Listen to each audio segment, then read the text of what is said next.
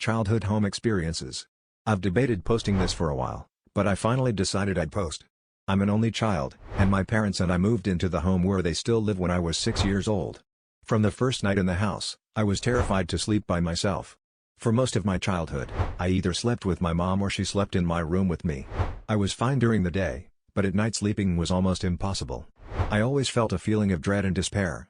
From about the time we moved into the house until I was in my early teens, I had specific nightmares of a wolf-like creature. This creature had shaggy black fur and stood on its hind legs. It appeared to be a wolf and was always snarling and would usually run at me, at which point I would wake up terrified and run to my mom's bed if I wasn't already with her. The dreams would start off as normal dreams, always set in the house. I might be going about a normal activity, hanging with family, going to the bathroom, etc. Then all of a sudden, there was the wolf. At that point the dream turned to a nightmare. As the years went on, the nightmares continued but became less frequent.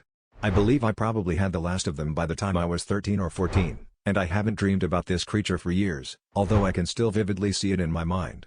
I found out years later that a man had shot himself in the house before we moved in.